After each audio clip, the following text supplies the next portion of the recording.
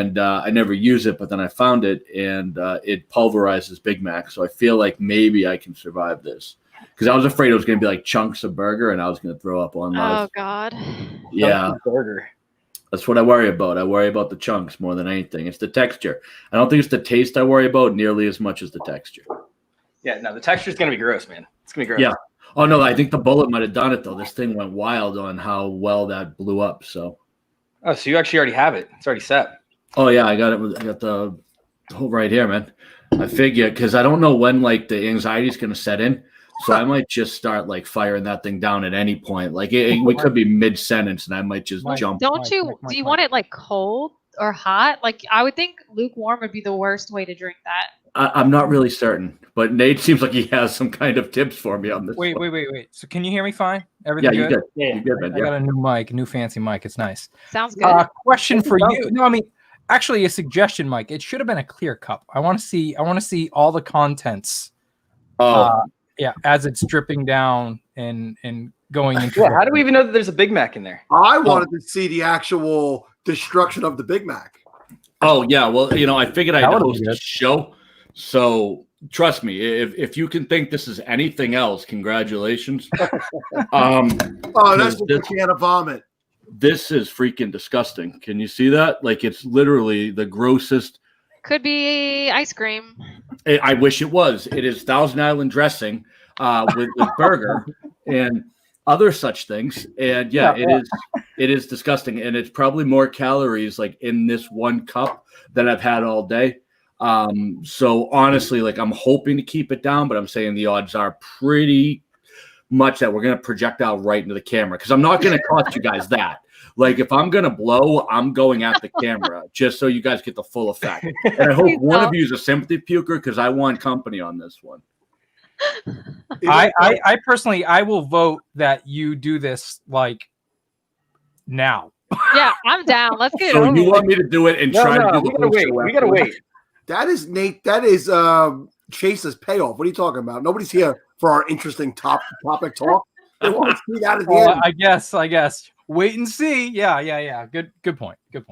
Yeah, I want to see him make it through a whole episode after he eats one of those. Like hold it in, Yeah. Nate, you're a quality podcaster. In the business, we call that a tease. Yeah, you can have a little sip. Thanks for teaching me, Sal. I appreciate it. No. Once I start, this thing's going down. Like there's no just the tip to see if I like it. Like once I start, this whole thing is going in. No, just the tip. No. Oh gosh. Oh my. Oh, God. So I don't know if you guys know the story behind my hat or not, but Cooter got this hat for me. It says "Paint the Taint," and then it's a red hat because I was on a live show with Scott Fish. We all were, and in the middle of it, it's like, well, actually, it's more towards the end of it. I decided to talk about how Shane was going to be coming down to stay with me for my birthday weekend, right? And instead of saying "paint the town red," I slipped and said, "We're going to paint the Tate red." And this was right before my waxing happened as well. So she got me a nice hat that says "Paint the Taint," and it is red hat. So very punny, and I appreciate it. Came in the mail today. So I just can't believe that Shane for your birthday was like something you accept. I mean, that's a reward for your birthday. Shane? I guess. People leave states for Shane, not invite them to their. Dude, it was just so weird because everything's like shut down and stuff. So like we were supposed to have a bunch of people over and stuff. Well, not a bunch, but we were gonna have like 4 or 5 people over, and like everybody ended up not being able to come over because the way the Ubers were working out around here, like it was like an hour and a half to get an Uber because all the Ubers were shut down. So it was. I don't know if you know this weekend. A pandemic, Chase. I don't know if you guys heard about that.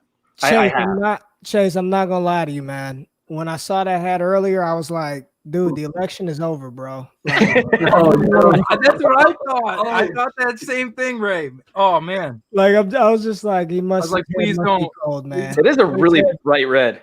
I was just like, damn, man, election's over, but it's all good, baby. I'll thank Cooter for getting that in like that quickly. That's awesome. Oh, I didn't make it.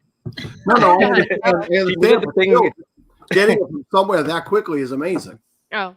Yeah, and I can't imagine that they had, stock of Paint the Taint hats. I mean, I Probably imagine get someone two of had the to make paint it. the paints out of the back. Hey, Sal, do you ever see it? You ever see this?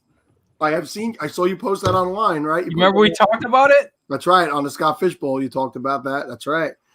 Big Nate closed the fishbowl with the SFE Potathon with us this year. He was the last guest. So Ray got a Too bad I really didn't have quiet. this set up. Ray was on at some god awful hour. Chase was on at a worse hour. That 2 a.m. slot, baby. That 2 a.m. slot. Oh man. I love it though. Absolutely love it. Oh man, am I lagging again? I need to go just completely gut my entire computer. Well, like I said, man, when you have an Apple IIe from 1985, that ain't used to be 2012, okay. Got that logo right. You have the arrow that draws the lines when you type in the numbers and stuff. Maybe some Oregon Trail. I'll be honest. I can build you a computer. It just might take me a year, but I can build you one. Yeah, make her, because she live streams angry. Make her do it, because the live tweeting angry stuff is amazing. Oh, I'm in a bad mood. I was in a bad mood earlier. All right, not happening tonight either. Let's kick this episode off real quick. You guys ready for this? Yeah, let's do it. Yeah. All right. Oh, my videos. There we are.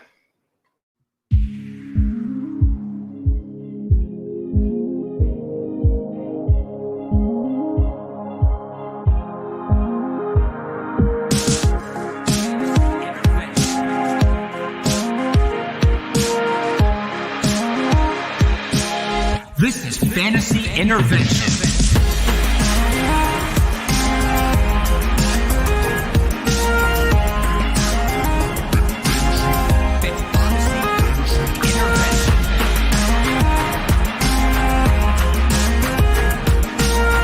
Now here to intervene with your fantasy life, Chase Vernon.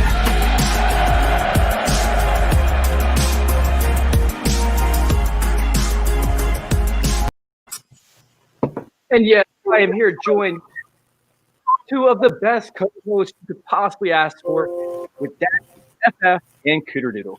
What's going on, you two? How are we doing tonight? Doing good. Yeah, I'm nauseous, bro. I'm nauseous. I mean, but at least we got a good show coming up beforehand, so I got that going for me. But I mean, look who we got here. Look at who we have for guests, man. I legitimately don't feel worthy right now.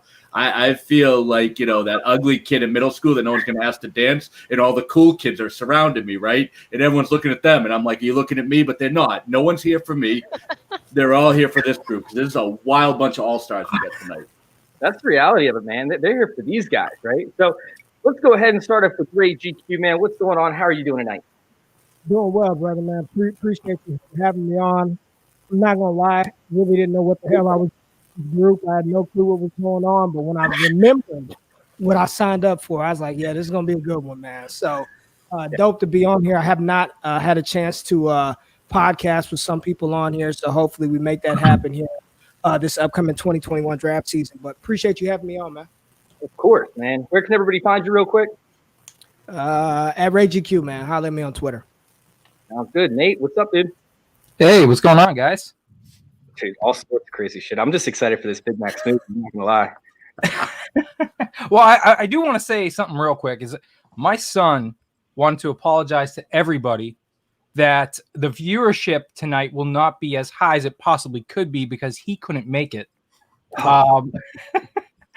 It's past his bedtime, and he's 5 years old. And it's one of those things where anytime he was featured on any of my live streams that I did, like my viewership just skyrocketed, and he knows it. So he's like, just tell them I'm sorry about the subscribers tonight. So I just want to throw that out there. That's my son, Leo. But yeah, anyways, I'm doing good. I'm coming off a fantasy championship. 1 out of 13 ain't bad, so I'll take it. You didn't win all 13 or 12 out of 13, and the one team you didn't win had like 20 injuries on it? No, actually, the one team that I did win, I benched Myles Gaskin, Jeff Wilson, and played Corey Davis. So I don't know how I still won that game. Yeah, that's pretty insane. Yeah. Loaded roster stuff. And then, of course, we have Sal over there, down there in the corner. What's going on, Sal? How you doing, man? What's up? Hey, Nate, coincidentally, it's also past my bedtime, as most people would have you believe, as the appointed old man of fantasy football as I've become in the Twitterverse. I won 0 championships, and I play in more leagues than you this year. But the one that hurt the most, Capitalist Pigs 3, second highest scorer all season. I was down early. So it's a 4-man final, and I was down to 2 Kamara teams Christmas Day, and I'll have you know that by Sunday night I had battled all the way back to be in the lead. I passed Scott Fish with my Packer stack of Adams, Jones, Tunyon, and Aaron Rodgers. All season, that stack did it for me. But I could not hold off the team that had Josh Allen Monday nights. That one hurt. It was losing. Josh Allen hurt me. So no championships this year, but, that's kind of on brand for me lately. So I do want to bring up real quick Dynasty Vipers down there, because the reason why we're actually doing this whole Big Mac smoothie challenge is because Dingus came on one of our episodes. And Mike was sitting there touting like hardcore, like Higgins is going to be the wide receiver 1, like from here on out, like he is the dude. And I'm like, you're going to take him over every other rookie. Mike's like, yeah, absolutely. And Dingus just got done doing a Big Mac challenge. Like that, he actually had to chug one right before that. So we're like, let's make a bet. Let's do something. Let's do the Big Mac smoothie at the end of the year for this. So that is actually why Mike is over there. So big shout out to Dingus. Thanks for coming in and joining us the entire season, man. So why don't you tell him how you were feeling before the Burrow injury, though? Because Higgins was up a considerable amount on the field when we made the bet. He was going off. I was looking like a genius. You had that pale look on your face, like when I have to drink a Big Mac. Burrow doesn't go down, my friend, and you are the one sitting here with the giant cup of vomit. If Burrow stays healthy, I had you. It would have been close, man. Jefferson still held his own. But let's go ahead and kick the show off. Mike, what do you have for us today or tonight? So we're going to mix it up, right? It's the season finale. So realistically, you guys don't care about the waiver wire. You don't care about your starts outside the top 20. So what we're going to give you is this all-star cast is going to give you their best and worst call of the year. Then what we're going to do is we're going to get you ready for next season with a rapid fire buy or sell dynasty edition. And last, we're going to give you prospects or pros that aren't getting the love they deserve that you should be getting on your team now before they blow up in 2021. And then I'm going to drink something that's going to make me puke. So that is what we have coming for you. But to start off, let's give some love to our sponsor. Oh, yeah. I was not ready for that. Here we go. Come prop up on Thrive Fantasy this season. Thrive Fantasy is a daily fantasy show app for player props. They've eliminated the need to do countless hours of research because they only ask you about the top tier athletes. Choose 10 out of the 20 player props for the NFL options to build your lineup. Use promo code CIRCLE when you sign up today, and you will receive an instant match bonus up to $50 on your first deposit of 20 or more. For those of you who struggle at math, that would mean if you deposit 20, you will get 40, 30 gives you 60, 40 gives you 80, all the way up to that $50, $100 bonus. Again, use promo code CIRCLE to get that bonus. Download Thrive Fantasy on the App Store today or Play Store or by visiting their website, www.thrivefantasy.com. Sign up and hashtag prop today. I think we had a little bit of an echo there, but we got through it. Yeah, that sounded like it was fancy. I liked it. Yeah, I'll take it. So, Mike, let's kick us off with the first segment. Absolutely. So you know that we don't have many bad calls because this group nailed some things. But let's talk about our process, what we got right and what we did not get right for this season. I'm going to start off with Mr. Sal Leto. Sal, why don't you tell us what your best call of the year was? Oh, he's frozen. Sal, you there? All right, let's kick it over to Ray. Ray, you got it first. Ray, start us off, bro. It looks like Sal, like we like Sal in that state right there. That frozen state is the best Sal. Sal, you're back. You got it, my guy. You got it. Is he? Might be delayed. back? Was I the only one who left? Oh, there you go. There you go. We got Sal. you. We got you. I apologize. So am I the first one up? Mm-hmm. Yep.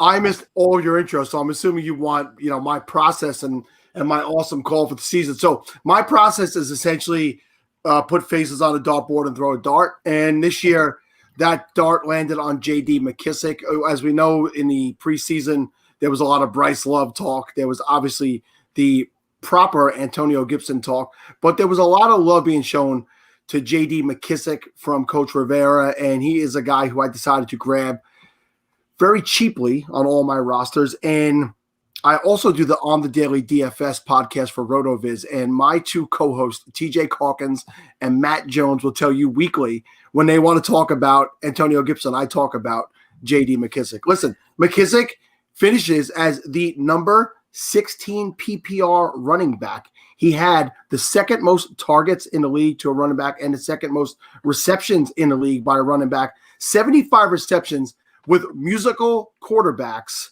and Haskins as one of those quarterbacks. We know there was a week where Haskins came in and just couldn't even find him, where he got maybe one reception in that game. So the guy really paid off. I do a little bit of a simple math problem because I'm a simpleton.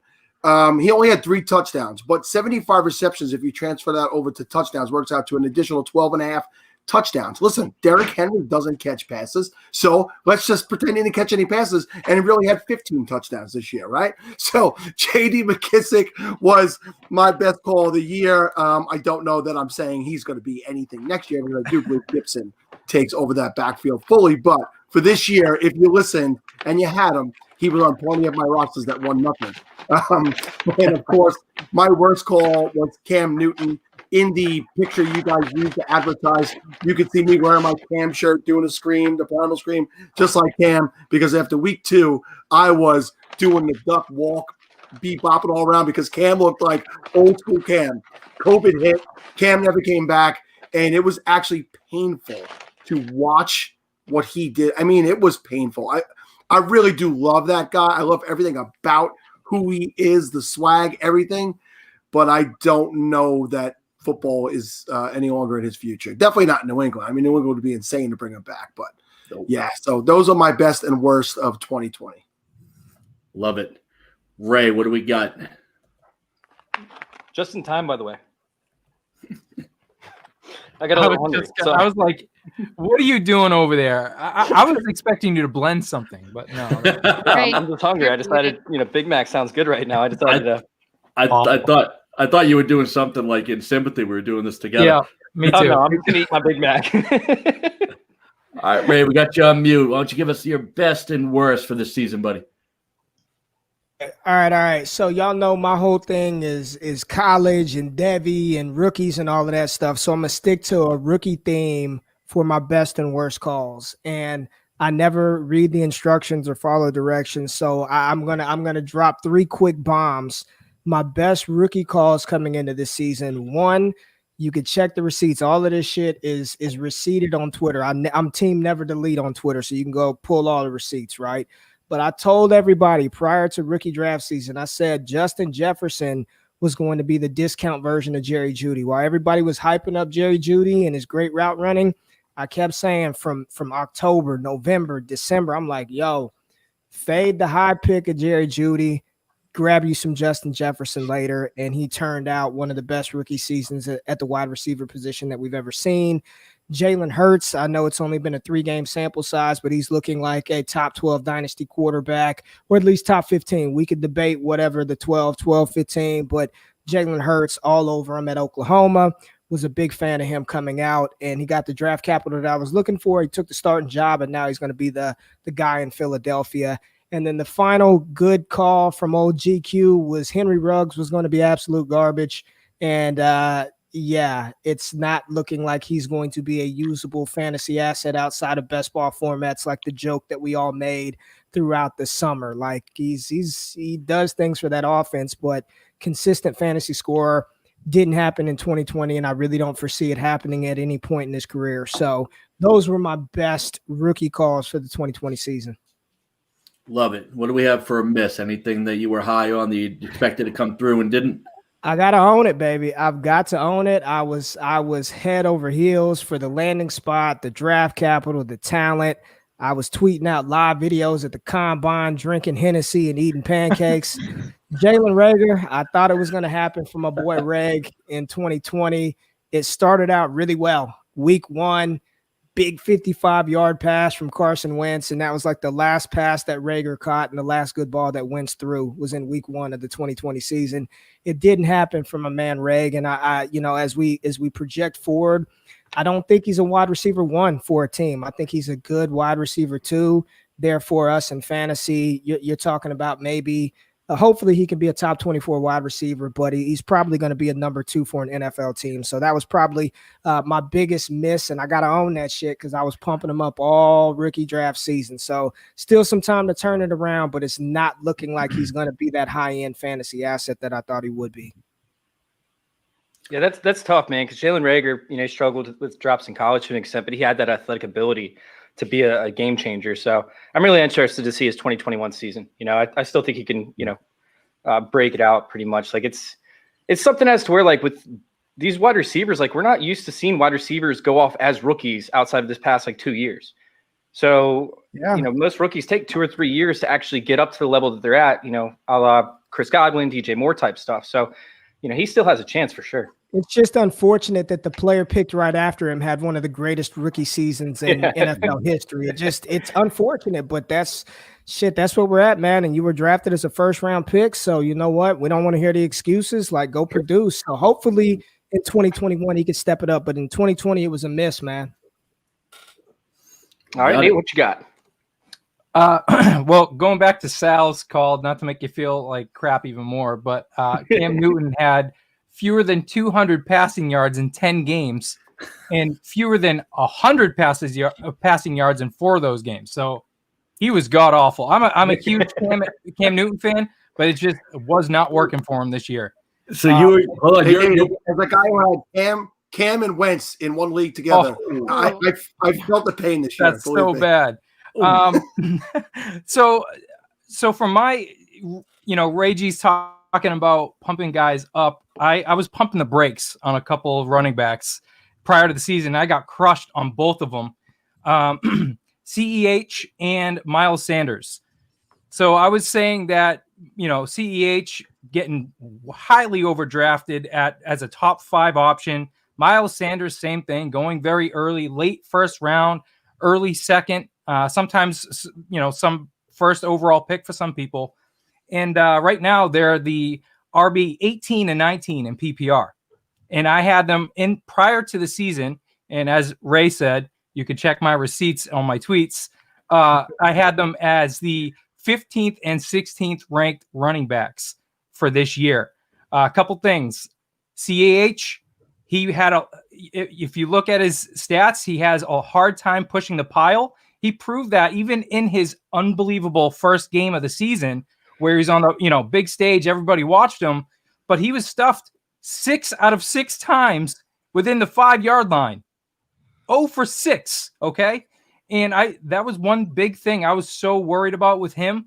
And so in moving on to Sanders, dude, I'm going to keep saying it. Doug Peterson screws up the running backs. He just does it. Until I see otherwise, I'm just not even going to have it. I know, they haven't played all 16 games, but CEH has 13 games and Miles Sanders has 12. And to be at 18 and 19, they're nowhere close, even if they played a couple more games, anywhere close to where people drafted them. So that was where I was right. Now let's quickly turn this over to where I was wrong. Leonard Fournette, he made me want to throw up this year. I mean, I thought the situation he was put in, he's a volume guy. He's in an offense where, defense is going to be highly, preoccupied with the talent in the passing game, that he was going to dominate in that rushing attack. And he just, I did not expect Rojo to shine the way he did. And Leonard Fournette, he just doesn't have the vision, man. It's so bad to see on the platform that he's at. I think he was hiding in Jacksonville, but now I think everybody's kind of seeing him for what he is, and he disappointed me big time. Yeah, that was a whole weird situation from the start of the season all the way through the end of the season. But we did get a question over here for Ray, over there from John Hellcamp. He wants to know what went wrong with Jalen Reagor, you think? Like, is this something that it was quarterback issues, system? Man, I mean, we've all watched Philly. I mean, Philly was stank all the way around, dude. Like, nobody was playing well. I mean, Sanders wasn't doing shit.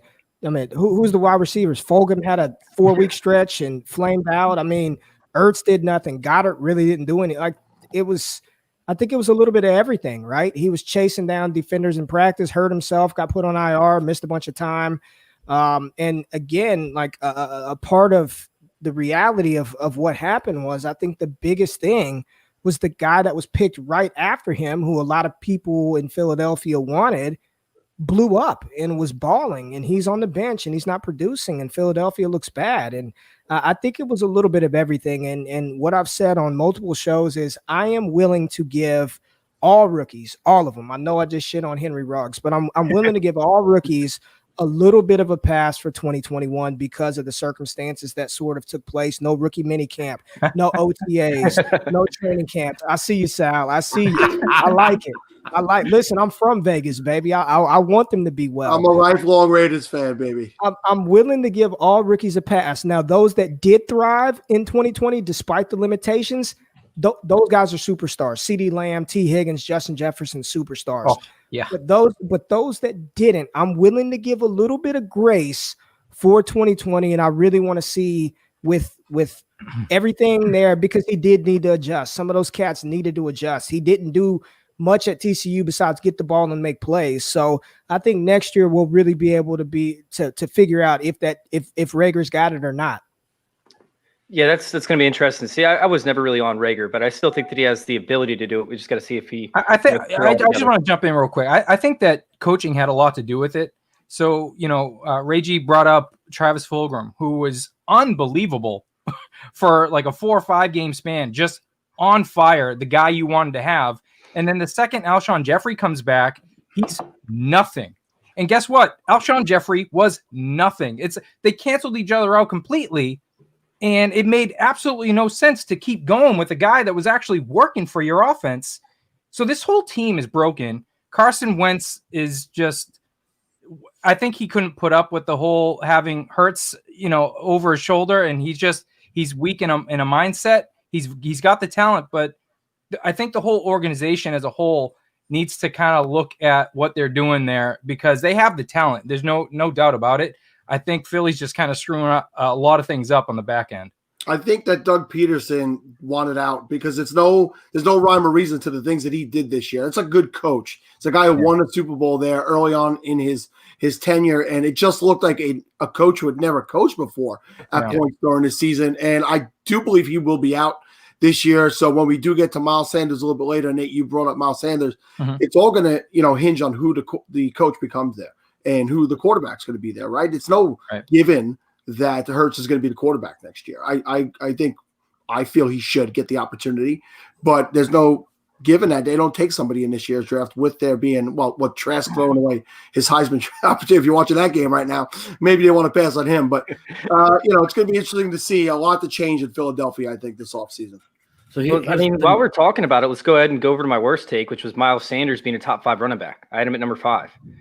The efficiency was there. He's averaging 5.3 yards per carry. And I understand that if you don't want yards per carry to be a metric that you study or a stat that you think is actually relevant, but the reality is yards per carry is it coincides with the offensive line blocking, the ability to break tackles, the ability to evade tackles. So it's listed all up there. He still had 5.3 yards per carry, but he was limited with the amount of carries that he had. So we talked about the coaching being terrible, the busted up offensive line, the fact that he actually dropped a lot of balls too. I think he had 8 drops so far in the season. So, sitting there and looking at it, it's like if Miles Sanders had another shot at this where he had a different kind of play calling and maybe they weren't losing in the majority of the games, I think that Miles Sanders could have hit that top 5, but he was far and away absolutely brutal this season. I also think he started off well, and the volume was much better early on. He got injured, and it wasn't the same when he came back. He was off to another guy was off to a really good start. That we all thought Rager's big catch. We all thought guys were off to that start that we wanted them to have. But the NFL, no other league changes the way the NFL does on a 3 to 4 week period. It changes so drastically in quarters of a season. It's like no other sport. Teams that were riding high, like the Steelers. You have any confidence in the Steelers winning a playoff game? I don't. They barely pulled that one out last week against a good Colts team, but that's why we love the NFL. They're ruining the running back position in the NFL. The whole running back, I think all running backs, or I should say most running backs, rely on the volume, because if you don't get it, if you're a talented running back, maybe you'll break for an 80-yard run if you get enough carries. But the problem is everybody wants to switch in, switch out, and they can't find a freaking rhythm the entire time. And that's why we're getting the running back position is dead. And that is why, is because there's too many running backs that everyone's trying to like be cute with their packages. Hey, this guy's coming in, we're going to take our best player off the field to put this guy in because he's a better, pass blocker or what have you. It's like they're just screwing up the running back position. And I love the running back position for fantasy.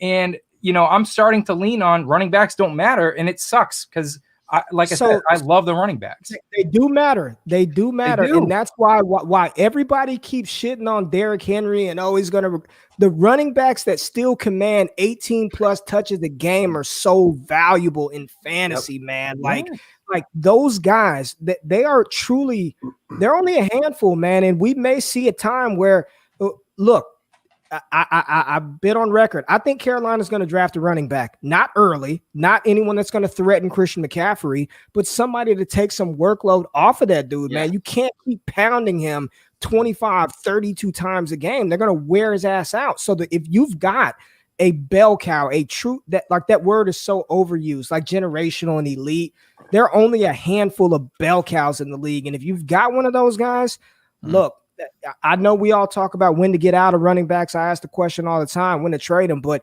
if you've got a King Henry, I've said it multiple times. That's a dude I'm just going to ride into the sunset. Fuck it. Like, I'm just riding him into the sunset. Well, he's Adrian Peterson, man. That's what he is. Adrian Peterson in his prime doesn't catch many passes, but gets the volume. And, man, he is just – you can count on him to get 100-plus yards 90% of the time. It's insane. I'll tell you go ahead, Mike.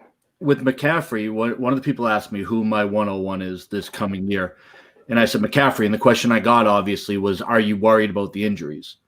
And I said, for Christian McCaffrey's career, this year is the best thing that could have happened to him. I would have been out on McCaffrey if he had another 350, 400 touch season. That's way too much tread on tires for a guy with his build.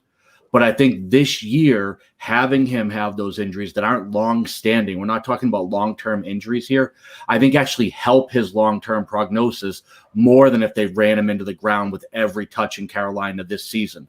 I think back-to-back seasons with that type of wear on a running back would have had me thinking it's going to be a sell high. But I actually think McCaffrey comes back strong this year, and I hope you're right, Ray. I hope they bring in a change of pace backs. I think he'll be more effective if you have him at that 18 to 22 touch range instead of the 30 touches that we're seeing, instead of the 94, 95% snap percentage. I think he'll have that type of efficiency. But I think, believe it or not, this year, him having these injuries, him being out that amount of time, I think actually bodes well for his long-term future more than a heavy workload would have this year.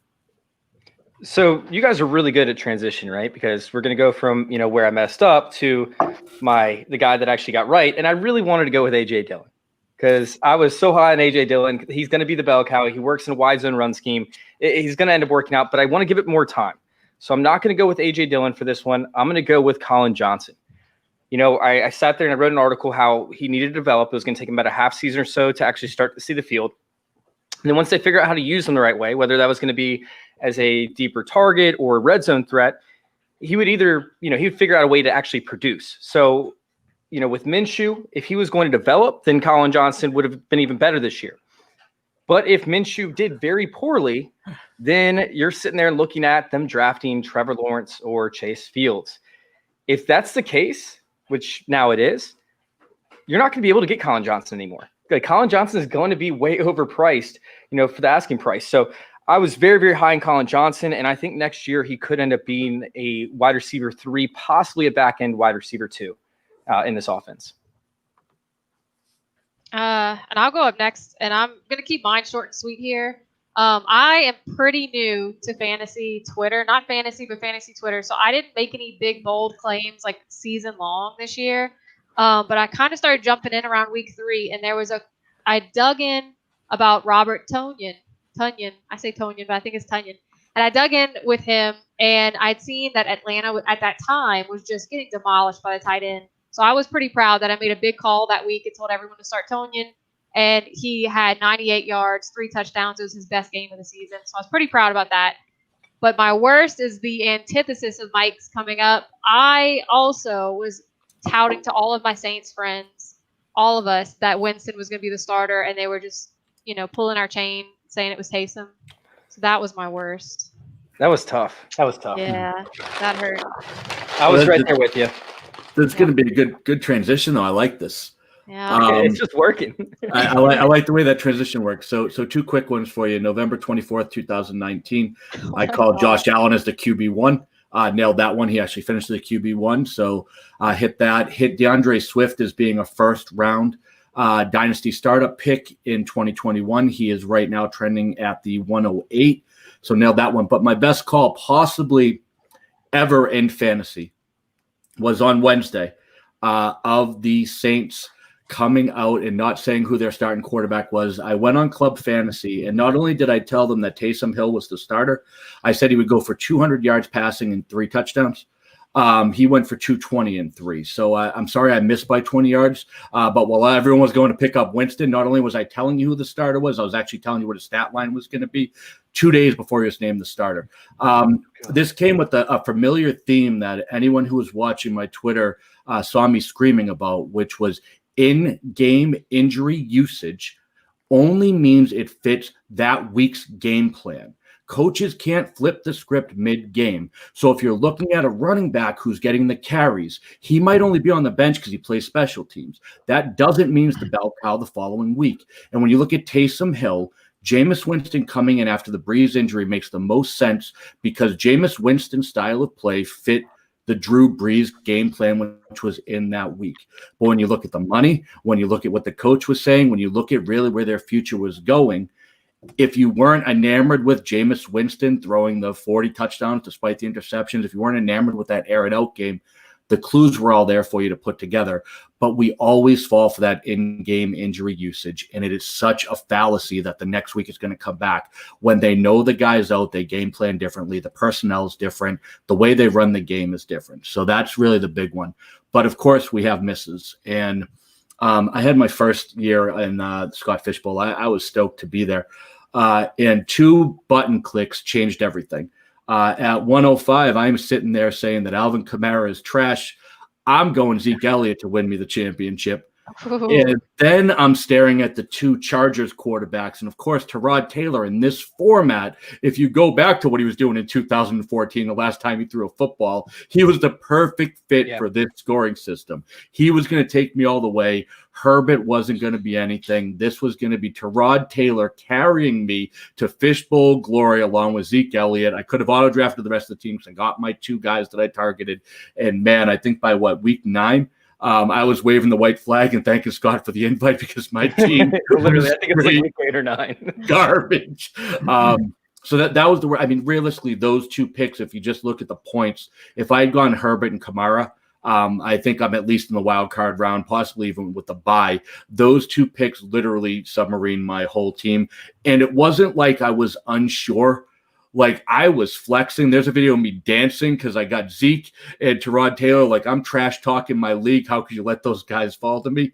And they all went to the playoffs and I didn't. So, hey, Mike, if you did take Herbert, you would have needed that wild card round bye because I made it to the playoffs with Herbert. And you know what he scored in the first round of the playoffs in the Scott Fish Bowl? A negative 16.64. It was his worst game of the year. And that when you're in a super flex and one of your quarterbacks scores negative 17 points, you could wave the white flag, my friend. So wait. Tyrod Taylor, who didn't play, scored more fantasy points. He scored 17 more points than Justin Herbert. I just want to throw that out there. Yep, nailed that pick. You're right. I should take that one back. That's great. Oh, man. You would have been better off with Tyrod Taylor. Than would have been Herbert. a perfect start. All right, guys.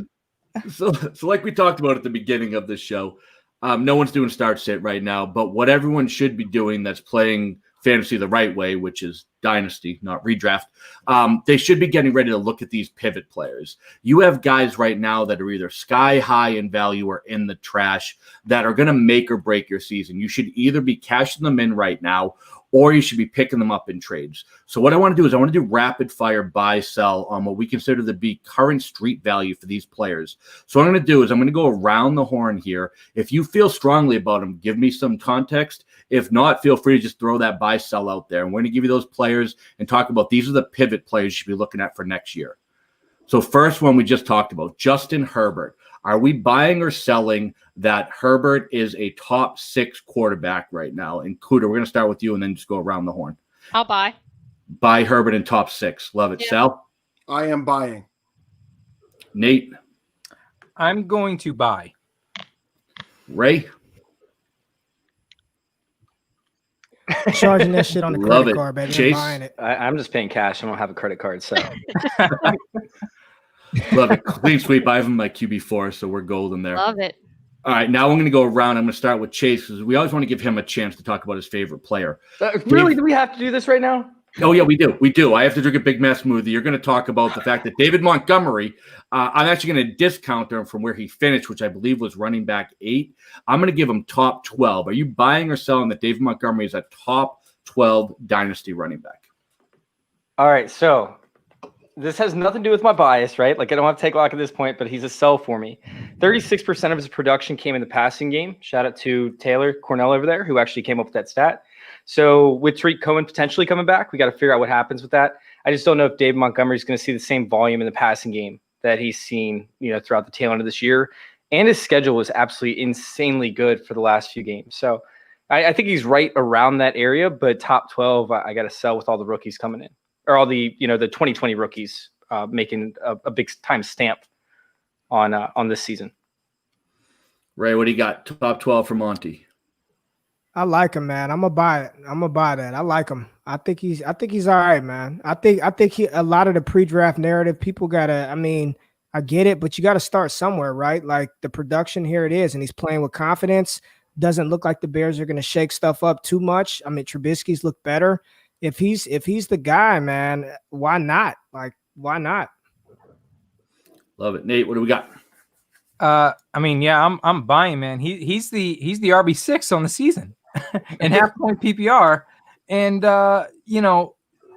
for me, and he's the number 1 running back in the last 5 games. And I know Chase mentioned his schedule is super easy, but you know what? Sometimes when any player gets a consistent schedule, whether it's 3, 4, 5 games, what have you, of easy matchups, it invokes confidence in a player. And I think that David Montgomery, there's no doubt he has the talent.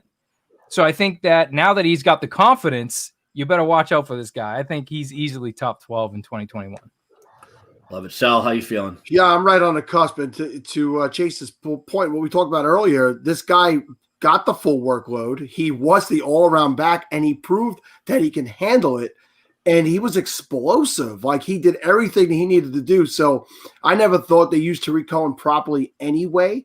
So I don't think Tariq Cohen is going to keep him from getting those touches out of the backfield. I'll tell you a guy who I would take him over is, and I'm a Raiders fan, is Josh Jacobs. And, Josh Jacobs is right around that spot. Josh Jacobs is not on the field enough. Josh Jacobs has leg injuries all the time. Every week they're working on his legs. He just seems to me to be that type of guy. So, I would, as a guy who dropped David Montgomery in a keeper league, not a dynasty, this year to draft Josh Jacobs in the first round, I would rather have had Montgomery, and I think going forward I'd rather have Montgomery. So I'm right on the cusp at 12. Yeah. So I'll say buy.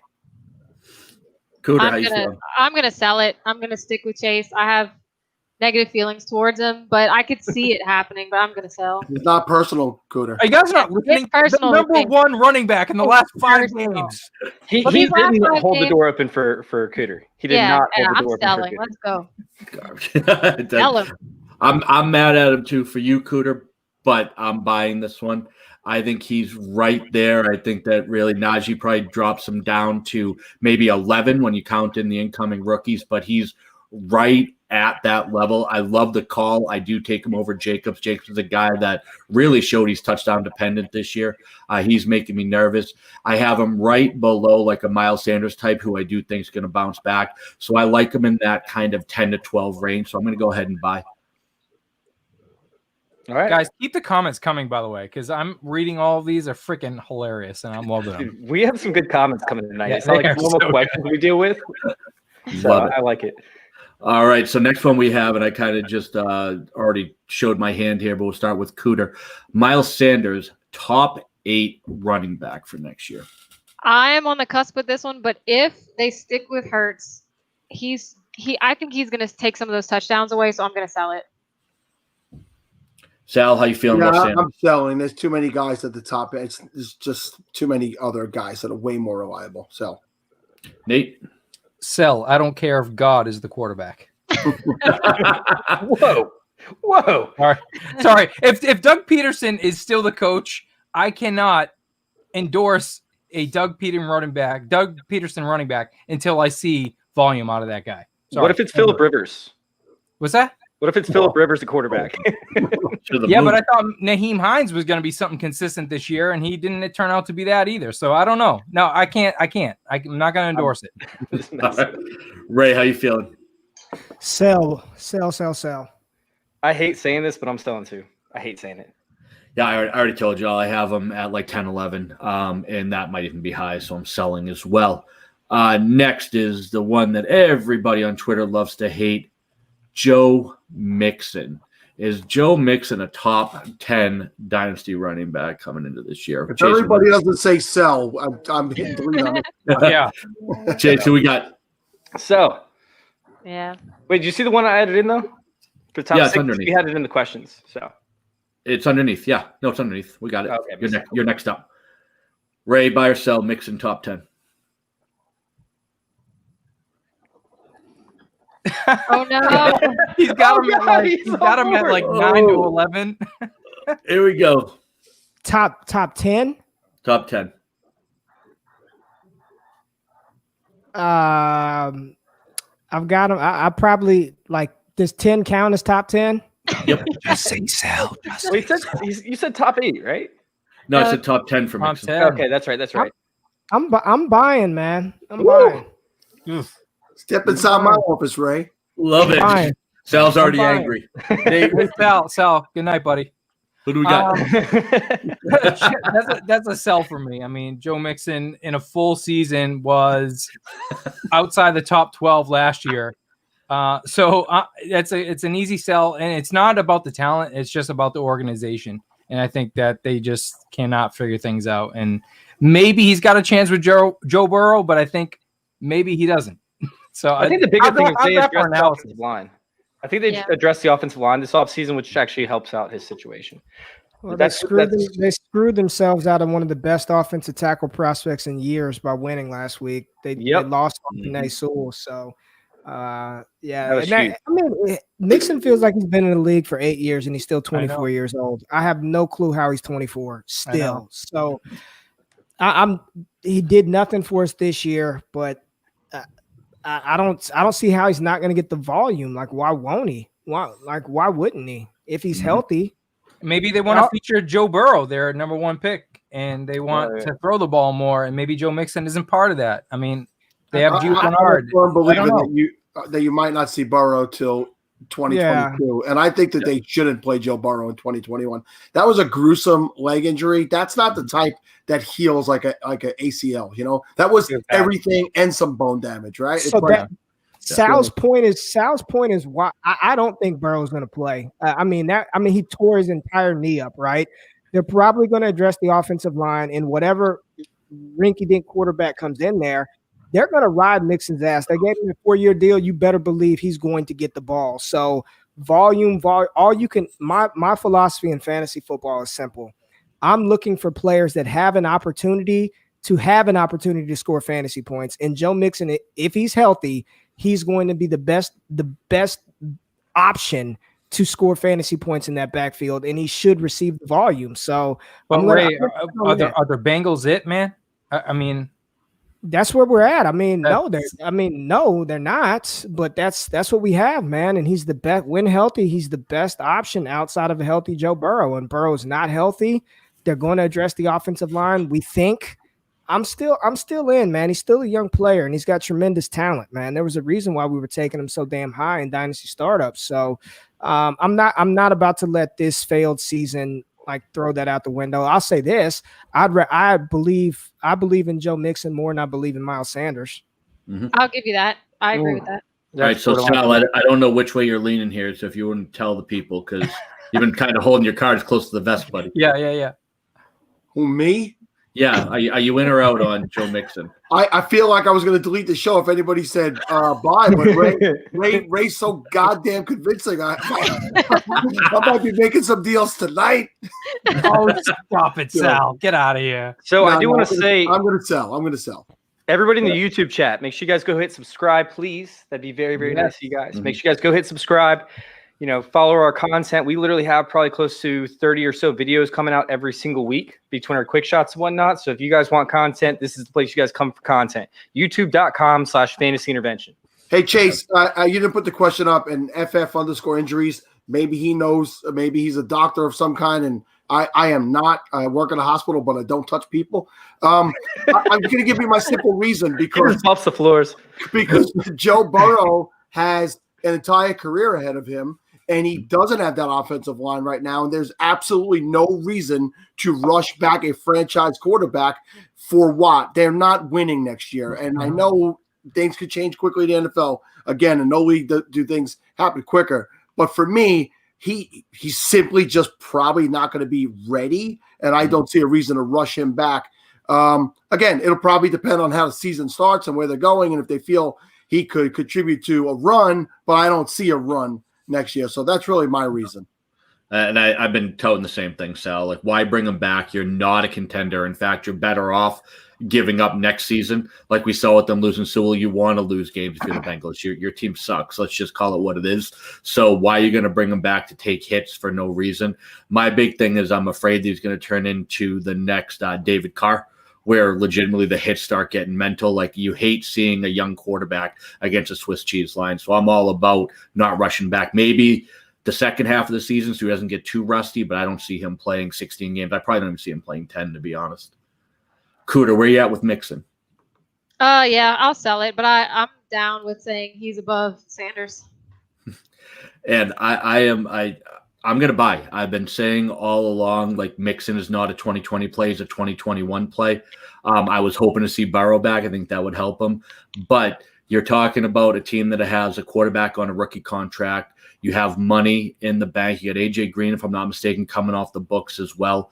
They can go out and make some moves to at least help that offensive line. I think Mixon is a 2021 play and beyond. Does he actually pay out at top 10 this coming season? He'll be right on the cusp.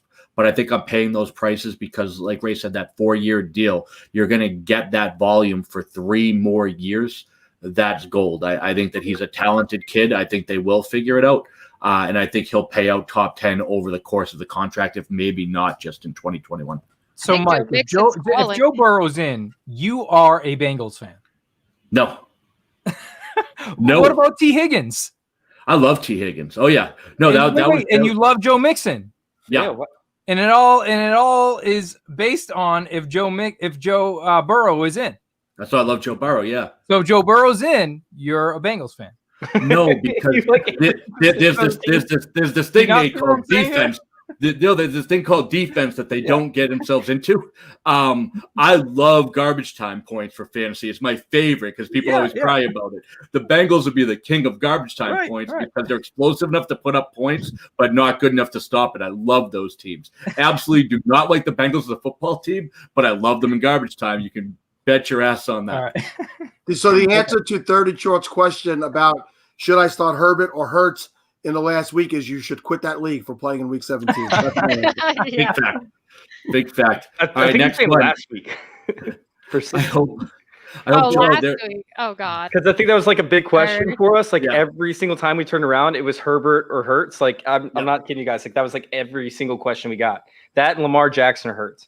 How many fantasy teams are going to be 2020 Hurts? How many? I mean, that's a good. That's going to be the team name for every fantasy football team next year.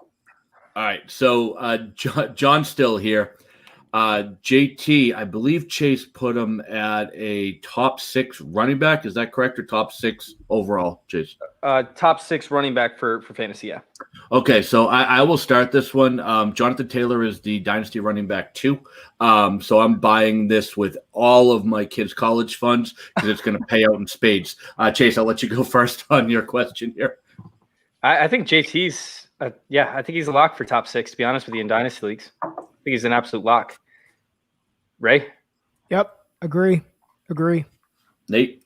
I mean, he was top 7 when he wasn't really the feature back for the majority of the season this year. So, yeah, I mean, what are we talking about? This is easy. Easy peasy. Sal? Yes, I'm a buy for sure. Cooter? Yep. I'll buy it. And I just want to point out, I know you can't say causation, but correlation. I dogged him out on Twitter, and he started to perform. So you're welcome. The fourth that's tweet. good for you. John tweet. Hellcamp thanks you, by the way, because John Hellcamp is like the lover of all lovers of JT. Mm-hmm. The leader, the conductor of the train. There is no one taking the spot from him on the hype train. There's no question. All right, I'll give you another one that I have a personal affinity for. We'll start with Cooter here. Antonio Gibson, top 10 running back.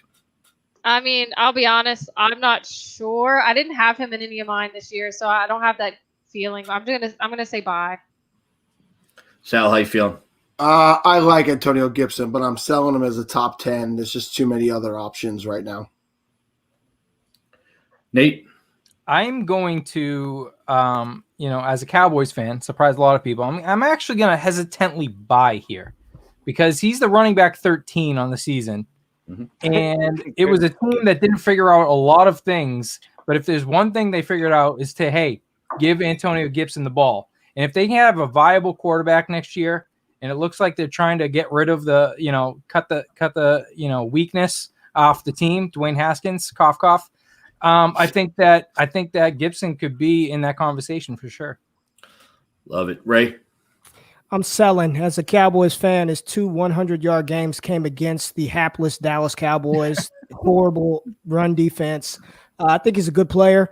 Top 15, sure. Top 10, no thank you. I wouldn't pay that price. Don't think he's there yet. He's got to get more involved in the receiving game, which they were hesitant to use him there consistently. And again, his 2 100-yard rushing games came against the Dallas Cowboys. So I'm going to sell right now. Chase? Yeah, I am absolutely 100% going to buy. Washington's offensive line was one of the worst in the league so far this season. It's only bound to get better. I don't know if they address the quarterback position in the first round. If they don't, then they're probably going to address the offensive line. We don't know where they're going to end up. So we got to figure out what is going to happen with that. But yeah, second round, they're at least going to be drafting some offensive linemen there. I think it's a huge buy opportunity for Antonio Gibson because all the other hype is surrounding all these other rookie running backs right now. I think now is the last chance that you have to buy Antonio Gibson. Yeah, so I'm going to buy, and Ray, to your point, they seemed hesitant to use him in the passing game. One of the theories that I have, and granted it's just a theory more than anything else, is that they know what he can do as a receiver. I mean, that's his background, right? And they had a capable guy in McKissick running those routes. So I think they took a little bit off of him in terms of the game plan to let him learn the running back position. I mean, we have to remember this wasn't a guy who came in as a bell cow running back. You may have heard a stat. I saw it once or twice about how many touches he had in college. Few people were putting that on Twitter. It was really original. But my theory is that they do get away from McKissick. They bring him into the passing game, and the arrow points up from there that he becomes that bell cow running back. And I have him in my running back 8. I think that might even be too low in terms of upside. I feel like that's a good floor play, but that is based on the fact that I personally believe that he gets more involved in the passing game in the coming year. Real quick, guys, and I just want to run through this. I don't want any explanation. I just want to rank these 3 players because we're getting a lot of them when it comes to the rookies. Mm-hmm. All right, we're going to talk about JT. Or let's do Antonio Gibson. Let's do Antonio Gibson, James Robinson, and Clyde Edwards-Helaire. Cooter, we'll start with you. Or Mike, let's start with you, actually. Rank them in order. So I got Gibson, Helaire, and Robinson. Those are the 3 in that exact order. Gibson 1, Helaire 2, Robinson 3. Cooter? I could see that. I could flip the back 2, but I'll go with Mike in the same order. Sal? As a guy who has to admittedly say he was wrong about CEH over JT when the season started, I was definitely team CEH. I don't know that he's built for it. I don't know that he's built for the long term. And so he drops down my list in this case. And I'm going to put Antonio Gibson and then James Robinson and then CEH. And that might be blasphemous to some people. But if James Robinson could continue the role, which is pure volume in that offense, don't know that he will. But he did what he did every week in and week out. Nate? I'm with Sal. I think Gibson, Robinson, then CEH for sure. I'm gonna agree with Mike. I got Gibson, CEH, Robinson, and the only reason I have Robinson third, and I think he's dope. I've come around on him. I've drafted him early in dynasty startups. And Chase, we talked about this on your show. It's the turnover in Jacksonville. It is the draft capital still. And I know that's like kind of weak at this point. This dude balled out as a rookie. Like I love James Robinson, but I still am weary. The examples that we have are few and far between. I saw Philip Lindsay, even though he's smaller. And Chase, I know you said don't talk, but 2 back-to-back 1,000-yard seasons, and then they replace him. It's the draft capital, man. It's up to you guys. I was trying to keep the show under an hour, and we've already hit an hour. No, you're good, man. You're doing good as a host. I appreciate you because this is not easy to handle. I promise you. We got a lot of we got a lot of opinions. I'm actually on the boat with Ray with this one, and I like James Robinson more, but I think that CH always has a higher floor than pretty much any of the rookie running backs outside of like JT, Dobbins, maybe Cam Akers, and then Swift, of course. The thing is CH's ceiling is capped tremendously. So to see him actually go through a ceiling, that's going to be an issue. But that's, All right, there's a ton with CEH that I had issues with this season, and one of them was they don't need him to win football games. No, they don't. And everyone forgot that. Like, he is a rookie running back, guys. They don't need him. They have Travis Kelce. They have Tyreek Hill. They have freaking Patrick Mahomes. Okay? They don't need CEH to step up and be a guy. They don't need him. So, yes, he's in a great situation because there's a lot of distractions for defenses. However, they're accounting for everything when they go against the Kansas City Chiefs. And to put so much on a rookie running back is ridiculous. So for me, he is black. He's a rookie. Yeah. Oh, is he black? Yeah. I just look at player names, man. I'm on analysis only. All right. I'm running black. I should say that, right? I'm running black. So we're going to swing it the other way, and we're going to start with Chase on this one. Aaron Jones, top 12 running back on a different team, expecting him to leave Green Bay. Chase, how you feeling about Aaron Jones?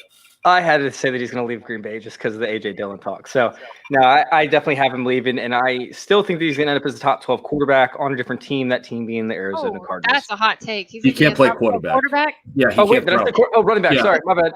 I mean, he might be able to throw. I've never seen it. Hey, at least it wasn't as bad as this slip up, okay? Ray, how you feeling? Top 12 for Jones? On a different team? Yep. I don't think so, man. I don't know, man. I'm gonna say no. Nate? I'm gonna agree with him because all we've seen is him in an Aaron Rodgers led offense. So to say that he's quarterback proof or team proof, we've yet to see it. So it's kind of hard to kind of gauge him and put him at the top of the heap when we haven't seen him with a crappy team. So I'm going to say no. I'm so conflicted. I'm going to say sell because I have a Jones.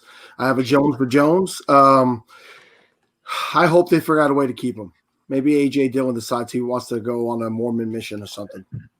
I'm going to have to go with these guys and say sell because if you look at his touchdowns, I mean, he's had 1 to 2 in every game, whether it's rushing or passing, and that's because the team's getting the ball to the end zone. So I agree. If you get on a shitty team and you're not moving the ball, I don't see it happening. All right, he's my running back 4. There's your hot take. Next up, we have... Okay, wait. You just okay, fine. All right. Yes, let's move on. This is a 2.5-hour show. We got to move. We're out of time here. His Big Mac smoothie is becoming lukewarm. He's worried. Last time that Ray came on the show lasted like 2.5 hours. So we can go all night if you guys want. But I know Ray wants to Mike, I have a show at 10. Tweet that out so I can quote tweet it and just have the laughing, crying emoji. I tweeted it, Nate. I actually have it on a podcast where I was brought on for my top 5 dynasty running back. Oh, I own it. Trust me. All right, I will tweet it out. I will tag you. He's got receipts, guys. He's got receipts. All right. I'll hold up a newspaper like a hostage victim where you can see the date so you know it's not doctored in any way. This is Aaron Jones, top 4 running back. Yeah, I got you. By the way, I'm way more confident that Ragey Q has receipts more than Nate does. So I got receipts. I got receipts. And then Nate's like, I have receipts. I was like, okay. And you just made me swear, and I never swear on podcasts. I will tell you, if you can find any of my receipts, the amount of retweets I do on a weekly basis, good luck. If you find them, feel free to retweet them all you'd like. Any exposure is good exposure. I'm here for the engagement, not for the right takes. Next up, we have Kenny Golladay. Can I start with this one? Top 12 wide receiver. Of course you can. I want to not only buy this, but in Dynasty, literally go buy him, because if you own him, you're pissed. You don't want him anymore. You're aggravated. You're going to sell him, get rid of him. So I'm buying this and saying go buy him in Dynasty. I sadly am selling because I don't know whose quarterback's going to be next year. I also don't know where he's going to be playing next year. There's a chance he might not be in Detroit, and I don't think Matt Stafford will be in Detroit next year. So if he stays, who's the quarterback going to be? If he goes somewhere else, where is he going to go? I do love the player. I believe in the player, but I don't know about the situation. Nate, top 12 Golladay. So I'm gonna say this, right? The all famous caveat that we all have in fantasy. I'm gonna buy, right? If healthy, right? Okay. So come on. I will buy him if he's healthy. He is no doubt that he's Matthew. If everything stays the same, he's Matthew Stafford's favorite target, right? So 2020 was shit, and he barely played, 5 games. So he was targeted 8 or more times in 6 of 8 games in 2019, and I think that for me, it's scary to see what a full season of him and Matthew Stafford could look like. I think he's a top 5 option, to be honest with you, if he plays a full season with Matthew Stafford.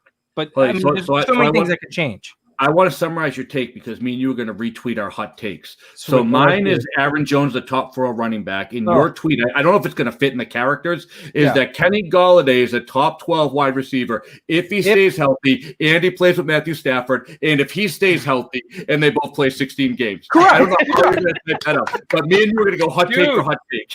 You know how to follow words, and I appreciate that. I love that. I love the commitment to the take, brother. I love it. You said you know how to follow words. I love it. Ray, how you feeling about Kenny Golladay top 12, man? Yeah, I'm in on Kenny G, man. Let's go. Yeah, I'm in regardless. Yeah, I'm in without the caveats. Top 12, no problem. I think he's back. Oh, poor Nate. If he's got Tyrod Taylor throwing to him. You know how much I love Tyrod Taylor. I'd be in for top 3 if he's got Tyrod.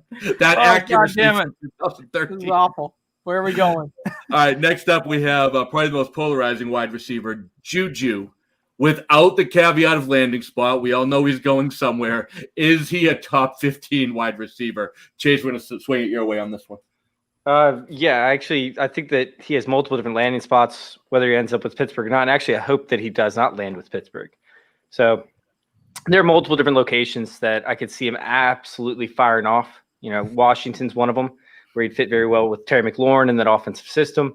They'd get him the ball a whole ton. It's like spot after spot. Every time I come up with a place, I'm like, yes, I like that more. I like that more. I like that more. It's something I swear I don't think he's had over 100 yards at the season in a game. So he's sitting there, and he already broke his rookie year reception numbers, I believe, and yet he hasn't even gotten close to the yardage numbers yet. So anywhere but Pittsburgh, and I don't think he ends up with Pittsburgh. All right, Ray, how you feeling? Top 15? Dynasty just got dropped in the comments, and I wholeheartedly agree with this. If he's the number 2 on a team, I can see it happening. He's not a number 1. Like AB, y'all, everybody thought AB was crazy, man. AB kind of lost his stuff for a minute, but I think there was something to it, man. Like Antonio Brown freed up a lot for Juju. I don't think he's a number 1 wide receiver. I don't think he can do that. He's not that guy. So if he could if he can land on a team where he doesn't, like Chase said, Washington with Terry McLaurin there with Logan Thomas at tight end, I think that would actually do him a world of good. And I think the odds makers got this one right on the head. I've got him right at about 15. Like that's where I have him at. So I think I'd buy that. Nate. Yeah, I'm gonna say the same. I'm gonna say sell. I think that he's a safe, high end to mid range wide receiver too, and I don't think that's terrible. I think that's a damn good wide receiver to freaking draft. I just think even if he stays, let's just say hypothetically he stays with the Steelers, I think that Big Ben just is not consistent enough, and he's looking old, he's looking tired, and if he ends up in Pittsburgh next year, I just think that he's going to end up kind of close to what he ended up this year, and I think that was a mid-range wide receiver too. So I'm going to sell. Sell. Everybody chases the bag, and I say I'm a sell for Juju. All right, Cooter. Yep, same. Sell him. All right, so listen, I'm looking at the way I wrote the show sheet, and I want to just switch it up a little bit, similar to what we did with the running backs.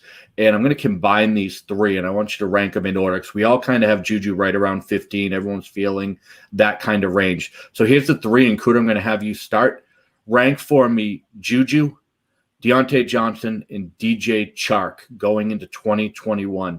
Rank those three on how you have them for Dynasty. I think I have Deontay, Juju, Chark. I think that's how I'm going to go. Sal? Same. Nate? I'm going to go the order that you said it in. Juju, Deontay Johnson, and then Chark. Right? That's me. Juju, Deontay, Chark. Chase? Y'all are crazy. Like Trevor Lawrence is about to be the quarterback of the Jacksonville Jaguars. Like, why is Chark not number one? Because you got Colin Johnson number one. You got Laviska Shenault. Colin Johnson. Wait. Isn't he the wide receiver 40 right now? Like, I mean, what do we got? He's been hurt. Tyler Eifert's over there. How many wide receivers in Jacksonville did we think was going to be amazing that turned out to be complete stud or duds? And for me, I can't trust a featured wide receiver in Jacksonville because we've seen it over and over again. They just tend to ruin those wide receivers, with the exception of Allen Robinson. They've never had the best quarterback prospect to come out. Like, don't let him bully you, Chase. Do your thing. Don't let him bully you. Come on, it's Nate. He can't bully me. I'm coming at you, Chase. You got it. Like you're talking about the best quarterback prospect of almost all time, like coming out and sitting there. So I have Chark, and then I have Juju Smith-Schuster, and then I have Deontay Johnson. Oh man! So you guys know how much I love to argue with Chase, and he's smarter than all of you fools on this one because that is the order, my friend.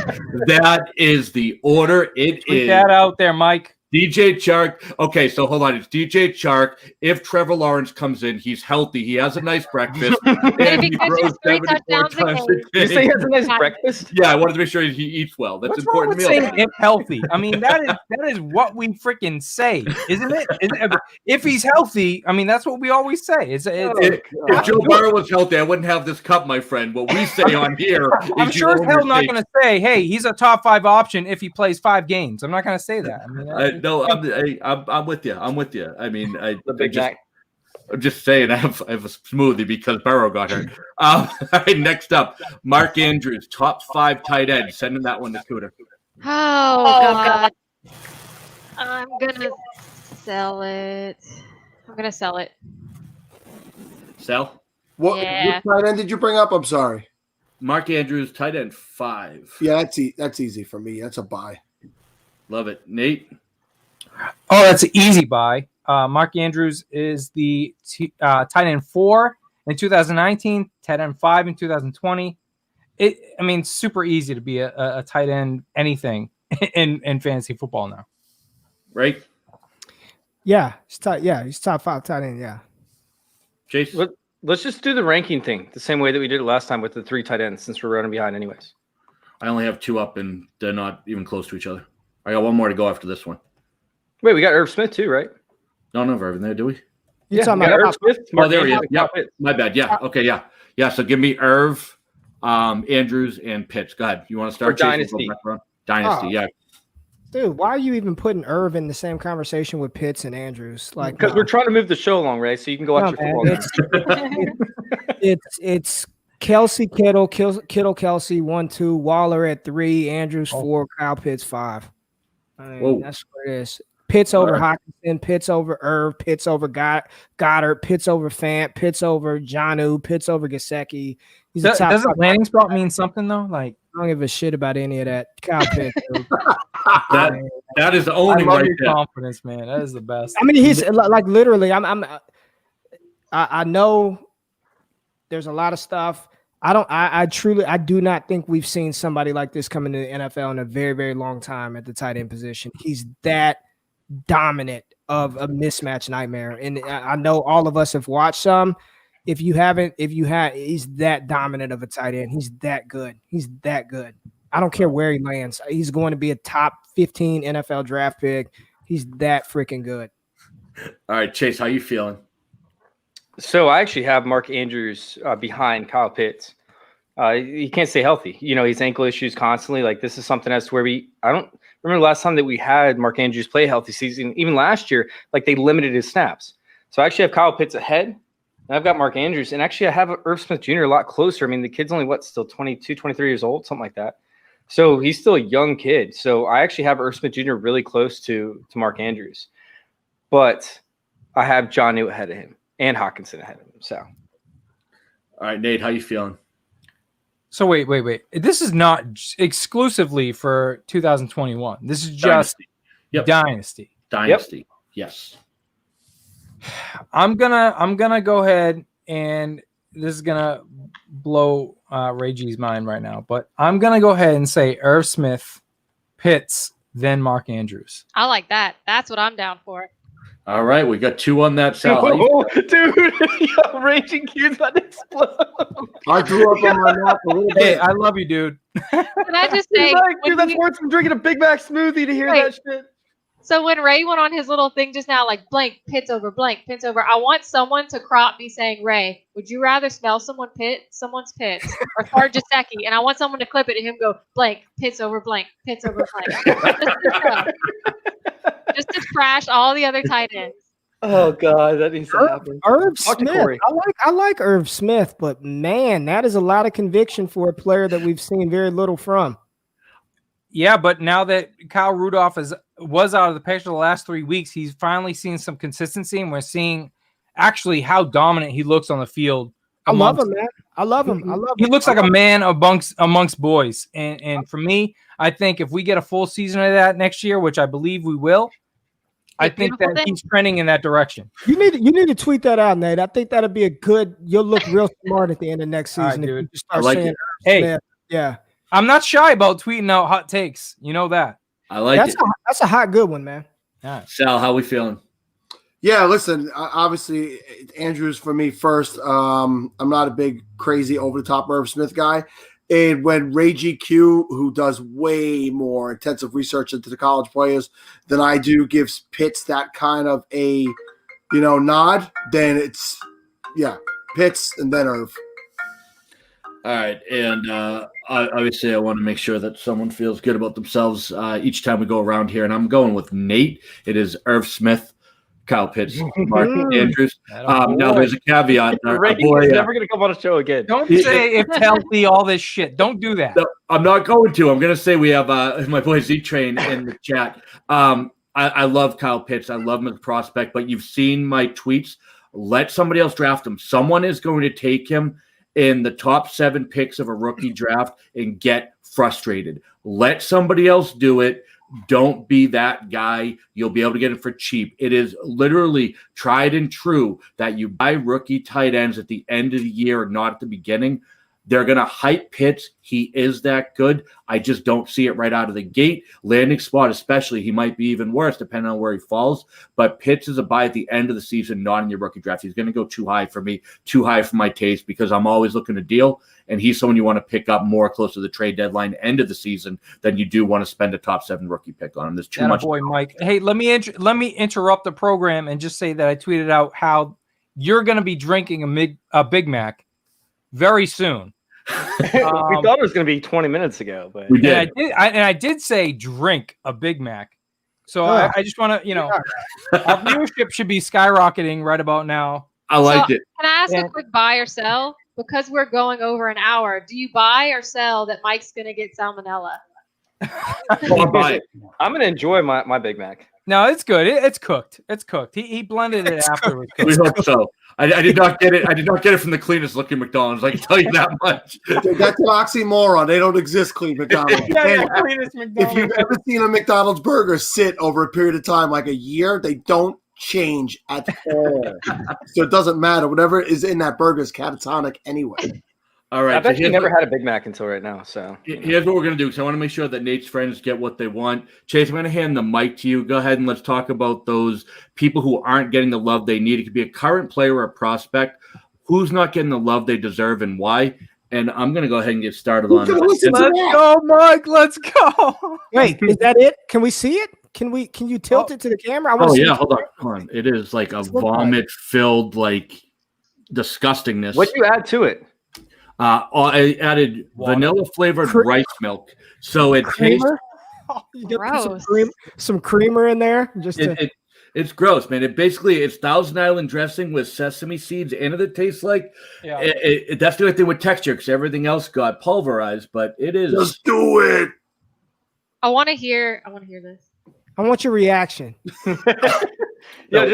Just take a sip. Don't hide it. Don't hide it. No, don't chug it, man. Enjoy it. Enjoy it. Take a sip. Enjoy it. There is no enjoyment. Hey, Mike, wait a second. Mm-hmm. Let's go ahead and introduce what's going on for this next segment real quick so you can actually enjoy that. I thought I just did. You did? No. So we're sitting there, right? And we have a player or a prospect, because of Nate over here, where I don't talk college football, guys. I'm sorry. This is not me. where I'm going to be real. I'm sorry. No, I got you. No, that's why we have Ray. That's why we got Ray. Now, this is a player prospect that is, significantly underloved. They didn't get enough attention at home, so they need some attention here on the podcast. Oh God, Mike, that looks gross.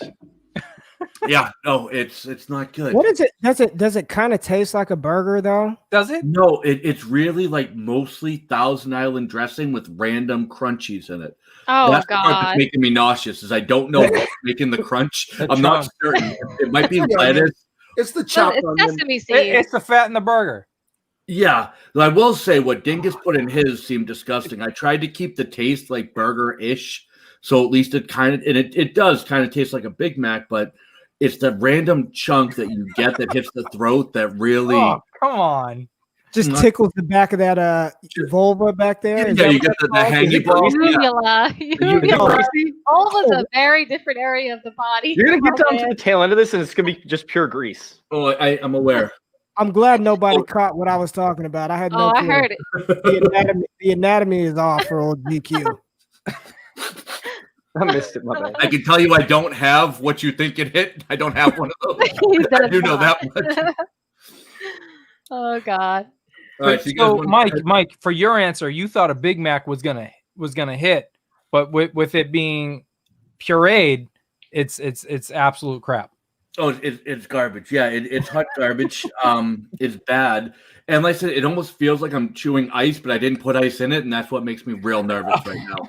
Like there's no ice in here, but it feels like ice, like a smoothie, but there's no ice in it. So I don't know what's causing that sensation, and that's what's making me nervous. Oh, God, that's gnarly. You're telling me. I'm yeah, so let's move glad I on to didn't picks. I'm like my stomach's hurting just watching him. Mine too. Go ahead. Why don't you guys go ahead and do your thing? All right, so let's go ahead and knock out these players that need more love, these prospects. Nate, since you're the college guy, let's start out with you. Yeah, so I'm not the college guy, and the way I interpreted the question, for me at least, was somebody who's not going to get the love next year. Cheers, Mike. Who did get the love this year, and he's now eating a actual Big Mac and he's drinking one. So that's fantastic. You guys, this answer is going to surprise you. It's Zeke Elliott. Like Zeke Elliott is getting trash talked everywhere. Like he is gone. He's just out of this league. He's just no good. Let me remind you, he finished as the running back 10. Okay, sure, it's not where you drafted him. It's not how you wanted things to end up, but. And as ending as a running back 10 in a season that you think is complete garbage, isn't that the safe floor that you're looking for in the position? I mean, the Cowboys had a horrible year, right? I mean, Dak went down early. they went with Andy Dalton, who did not perform the way we were expecting early on, and then went down. So it's not Zeke's fault. He was scoring touchdowns when Dak Prescott was playing football. So when this team is at full strength, Zeke is at full strength. So clearly the NFC East completely has been trash, but more so with all the injuries the Cowboys have endured this year. I think Zeke is he's getting the crap end of the deal when it comes to this. And I think that we're going to be able to get him at a value next year. Let's call it earliest end of first round, but he's most likely an early second round pick in 2021. And I'll be taking him literally everywhere because Dak will be back and everything will be okay. And maybe that's my fandom talking, but I just know the talent of Zeke, and I'm just tired of hearing all this crap about him. And I think that he's a talented running back, and he's going to be top 5. And I'm watching you choke right now. So it's Chunks. Jay comes in and says Nate just chatting through it like a pro. Yeah. I like the call. All right, this is the whole reason why we brought Nate on. Right? Or, I mean, why we brought Nate on. No, this is the whole reason why we brought Ray on. Ray is here to just melt minds right now. But Chase, I'm not even going to talk about a prospect, man. I'm not even going to talk about a prospect. I'm talking about a current NFL player that we just saw. Is that disappointing? You look disappointed. Let me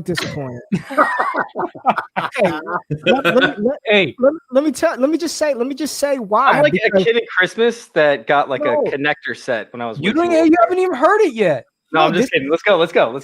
I'm very excited about this because I was one of the people that was on this narrative that this player wasn't very good or he wouldn't be accurate. Why is Josh Allen not talked about as outside of Patrick Mahomes as the dynasty QB2? We've seen Herbert jump him. We've Lamar Jackson, Herbert, Burrow, Trevor Lawrence, Kyler Murray. Why not Josh Allen? Like, I just don't get it. I'm watching this dude play, and what can't he do? They've built an offense around him. Stephon Diggs was supposed to be garbage in Buffalo. I bet Antonio Brown wishes that trade went through to Buffalo because it probably would have been good for him. Why are we not talking about Josh Allen outside of Patrick Mahomes being the dynasty QB2? If we were doing a startup draft right now, I mean, I hear just Deshaun Watson and Dak Prescott. Allen is what, 24 years old, 6'5", 6'6", 230, 240, Konami code quarterback. Why not Josh Allen is QB2, man? John brings up a great point, by the way. You know, if you want to hear Ray's takes for the rookie sleepers, you got to go join his Patreon, man. Not giving away the goods for free. I love it. So you want to give a shout out to your Patreon while we're here? What'd you say? You want to give a shout out to your Patreon while we're here? Patreon.com/allgas. But that ain't why I'm here, man. That ain't why I'm here. He's humble too. He's humble too. That ain't why. Okay, so George said Kyler Murray is why, but is Kyler Murray better than Josh Allen? Is he? I have Murray. So. I have Murray 2 and Allen 3, but I like Murray, man, it's a coin flip. If you give me Allen plus pretty much anything. For Murray, I'm taking it. That's how close they are. I wouldn't do that trade. I would not trade Allen plus for Kyler Murray. No way. I wouldn't. That's what I'm saying. If I had Murray, I'd be taking Allen plus even a 3rd round pick for him. Like that's how close they are for me. I have Murray 2. I think that the rushing floor when he's healthy is just a little bit higher. Not a ton, but just a touch higher. I mean, he looks like a different cat when he gets on the outside. He has that gear. But definitely they're like 2 and 2A. That's how close they are. And then there's a drop to number 4 for me. Yeah, I just don't think he's getting enough love as top 2, top 3 dynasty quarterback. I really don't. That dude is and to improve your accuracy like that, that's not fluky stuff, man. He's processing. He's good. He's legit. He's on the Buffalo freaking Bills, guys. I mean, and they just took the division like it was nothing, and they dismissed the Patriots like they were nothing. Like, let's talk about that for a second. That's with his leadership. Nate, if Dak is healthy and if Kyler's healthy, I put them above him. If we're going to go with the healthy narrative, I put them above. Did you say Dak? I will. I Yes. put Dak ahead of Josh Allen. Josh Allen? Allen? Dak. Yeah. I would. This is what Ray's talking about, the disrespect. It's not disrespect. If I have Josh Allen third and he has him 2, how is that disrespect? I mean, You Now look- Dak. You just said Dak, didn't you? Do you not have Kyler? yeah. One no guy Kyler. ahead of Josh Allen. God forbid. Oh, no Kyler? No, Kyler's outside of that. Oh, all right. So yeah. All right. So Sal looks like he's falling asleep. Let him get to his guy because he's No, I not. was another show to a 10. I literally passed out, and I like Dak, but no.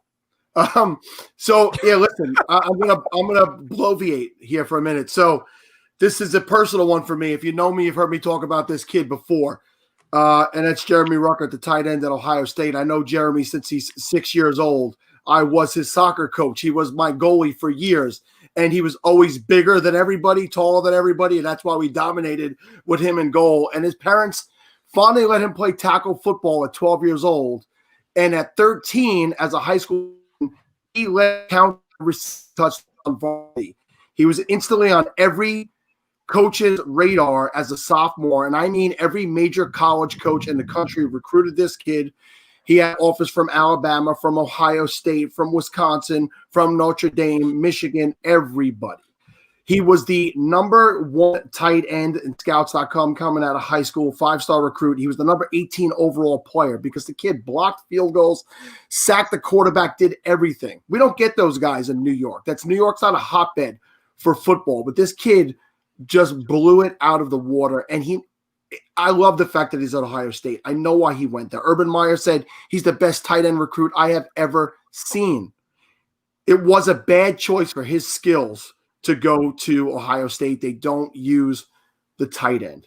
So you didn't see him. He literally has 26 receptions in 3 years, but he has 7 touchdowns on those receptions. If you watch the 2019 Big Ten championship game, he made a one-handed back of the end zone toe-tapping catch to turn the game around. Go back and watch it. The film doesn't lie. So what I'm telling you is you could take this kid at the back end of rookie drafts this year, and I mean nobody knows about him unless the diehards are in that league. And you're going to get a guy who was an accomplished wide receiver with tight end size in high school.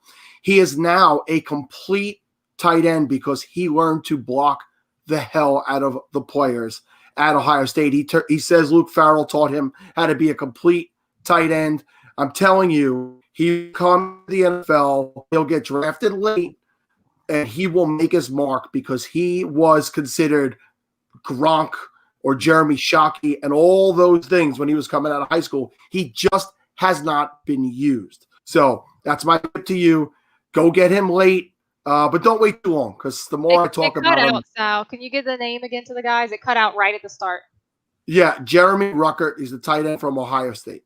So, and again, great family, great background. I know he's got a history of people who support him, and he's got a good head on his shoulders. There's nothing about this kid not to like. Nothing. Love it. Cooter, who you got? So I'm going to answer this question not in the way that you intended it. I know you're saying something that didn't get love this season. I'm going to go with not a player, but I'm going to go with your league mates. And the reason I'm saying that is part of how you're going to win your stuff every year is through trades and knowing the guys that you're with. And so I think a lot of that has to do with knowing which guys are going to always try to make those trades because they need that adrenaline rush. I have those guys. It's ego. It's just ego. My buddy, he is that guy. He just wants to make trades all year long. That's a guy that I know I can get something out of if he just wants to pull the trigger. Some guys are going to react to the narratives. They're going to really buy into A.J. Dillon this week. And so now you need to sell that guy, A.J. Dillon. So I'm going to say that we're not loving the narrative of our league mates and what you can get out of it if you are in there and you know those guys and how they react, what you can do with those trades. That's really the winner for me because there's certain guys that if you know how to play it and you know what they value, you can really, really, really, really get some good trades out of them. And I've done a few of those this year, and it's by just knowing what they value and which ones are really just listening to the stories and they just want to pull the trigger right away. So I feel personally attacked by someone who loves trades and loves A.J. Dillon. I feel like you were like ripping my soul out of me, saying, go rip Mike off for A.J. Dillon, which actually all my league mates who don't listen because I blocked y'all because I don't want you to get my rankings. If you're following one of these guys, you can see this. Yeah, you can rip me off for A.J. Dillon. I love him. That's what I'm saying. Like, if you know the guys that you're playing with, I mean, haven't we all been? You have your leagues that you've been in for 5, 6, 10 years, right? You know the guys that you're with. You know how you can get them to pull it, a trade off. Absolutely. Chase, who you got? You can come off mute so we can all hear you. Oh, no. You don't need it to be a secret. There you go. Sorry, I was eating the Big Mac. My bad. No, this is going to shock people because everybody's talking about Kyle Pitts, right? And normally when there's an all-star on a team, let's is Alabama, let's Clemson, let's is Ohio State. Like, you're going to sit there and you're going to look at, pretty much just one player on each team. Well, there is actually a player that's tied for touchdowns with Kyle Pitts over there at Florida. Yes, his name is Kadarius Toney, who, by the way, is 16 yards shy of 1,000 receiving yards in just 11 games. And he needs to be recognized. He's sitting there and, like, you see, like, Seth Williams type players and Chris Olave and whatnot.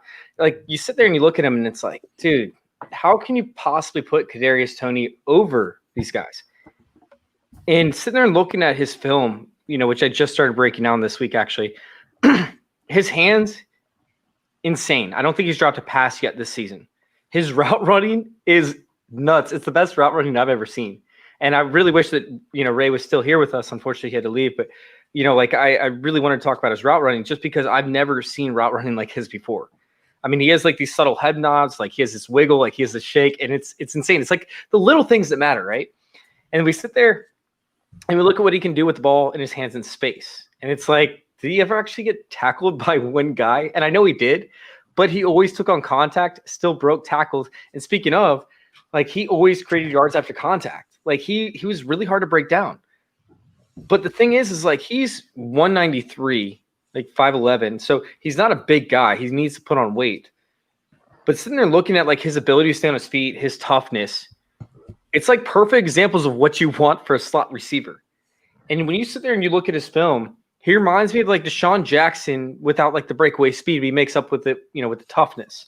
Like, he'll actually take contact and deliver it. I don't know how that's going to translate to the NFL, but Kadarius Toney needs to be realized. Like, this is not a guy that needs to be passed on. Honestly, like, I'm almost considering pushing him to the first round, but he's going to be an early second round pick for me. And he's not getting near enough hype in these rookie drafts. It's absolutely insane. Like, insane his abilities. Love it. Sal, do you watch? Have you seen Kadarius Toney at all? Yeah, I won't lie to you and tell you I've watched a lot of college this year. I just haven't had the opportunity to do that with a new job and a lot of stuff going on. But no, I don't want to put in input that I don't have on him, Chase. But I will definitely put in the work in the offseason. Cool. All right, so I want to thank Nate for helping us change up the rules a little bit. I haven't been watching a ton of college football as well. I've been busy trying to figure out how this whole game works. So I'm going to go with the current player as well. And the guy that I'm going to throw out there that's not getting nearly enough love, I just did a startup mock. I think I got him in the 12th round, is Damian Harris. I don't know what people are seeing. I don't know what we're looking for, but we're going to have 12 touchdowns, rushing touchdowns being vacated. They're not bringing back Cam Newton. It's not going to happen. He had 12 rushing touchdowns. I think what everyone thinks is that you hear about the inconsistency of New England running backs. I've heard it my whole life. That was a Tom Brady-led offense. You forget that early in Tom Brady's career and prior to Tom Brady, this was a bell cow offense. How many people winning championships off of LeGarrette Blount? Before that, you're going to even Robert Edwards when he got hurt. His rookie year was getting the ball a ton. New England was rolling out bell cows. They were playing smash mouth old NFC East football. That's what Belichick's background is. Now that we're going to have uncertainty at quarterback, I think they get back to that. And let's face it, Damian Harris is the running back who has the giddy up in that offense. He's going to get the touches. Corey Dillon's a great call out as well. Corey Dillon had massive years with Belichick. They had a series of running backs going all the way back to Curtis Martin, like my personal favorite growing up here. But Damian Harris is next on that list for me.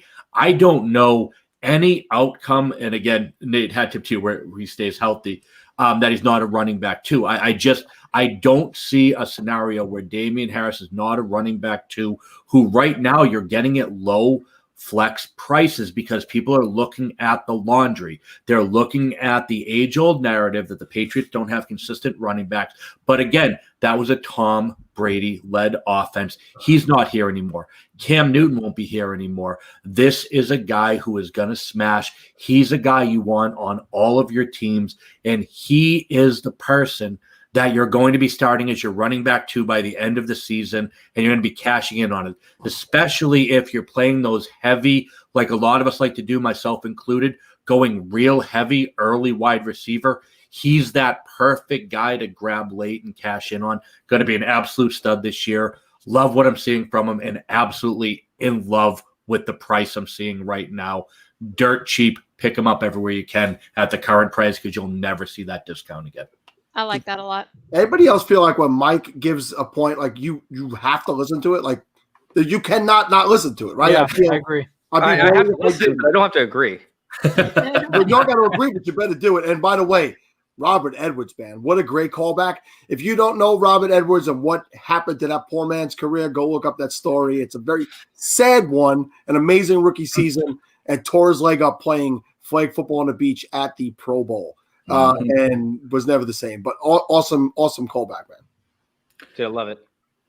Cool. I think that's what we got, right? You want to take us out, Chase? Well, yeah. Before I do, I want to make sure that everybody knows where to find Dominate for the people that are not aware of where they can find you yet. Although you're probably 20 times as big as we are. I mean, first off, on Twitter, I live there, right? At Dominate FF, and I've been writing this entire season for the Game Day NFL. So you can find them at thegameday.com, and their Twitter handle is at thegamedayNFL. I provide 2 articles a week and 2 live streams as well, including Fantasy Dilemma Live, and I do a Fantasy Dilemma pre-recorded video as well. So you guys check them out, give them a follow, and obviously, if you have any questions, reach out to me on Twitter. Sal, what you got, man? Yeah, you can find me on Twitter at Sal Leto FF. Probably most well known now for the SFB Podathon, and we are starting to plan year 4 already. We're going to do that. Normally, we do it on the Sunday into Monday, leading into the drafts. But guess what? The 4th of July is on Sunday this year, so I am not going to do a show on 4th of July when we'll all be drunk. Cooter's husband will be shooting off fireworks. So. The early plan right now is Friday, July 2nd into Saturday, July 3rd. We will most likely be setting that show up. So Smart.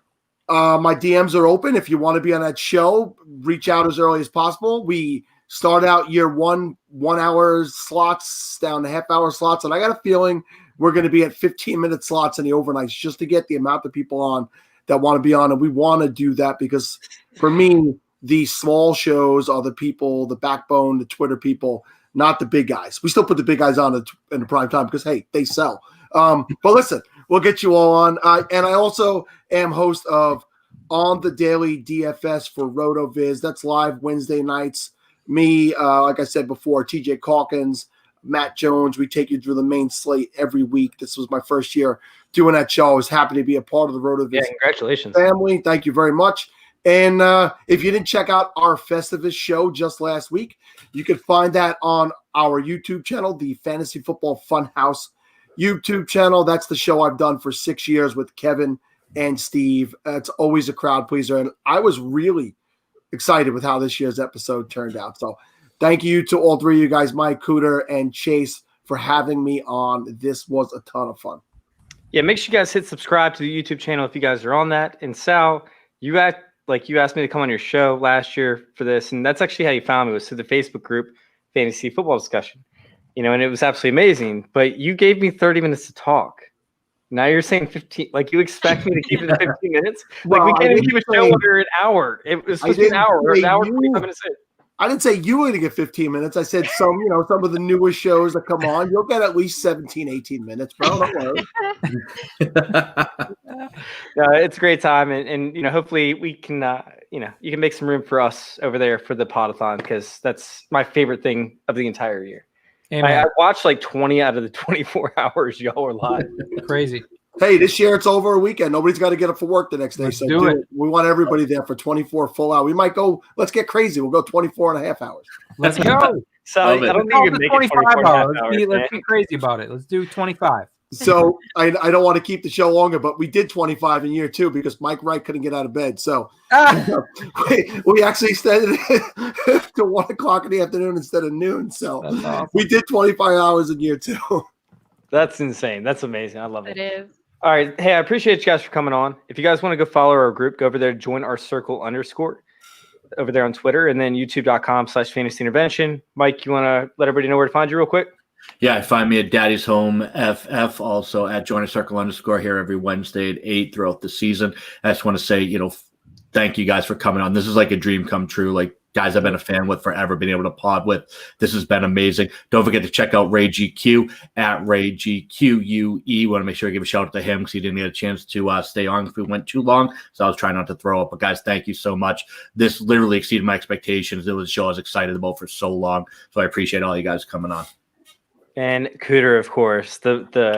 She's actually the mastermind behind all this. I don't know about that, but you can find me at Cooterdoodle. And just to give a quick testament to how much I enjoyed this, there have been fireworks popping off down the street right here in front of my house this whole time. And I'm like, nah, fuck that. I'm good. I'm staying here. Oh, nice. So That's awesome. just to say thank you guys for coming on. I had a really good time. So Thank you guys. Thank you guys for tuning in as well. And thank you guys for letting us intervene with your fantasy football life. We're out. Happy New Year.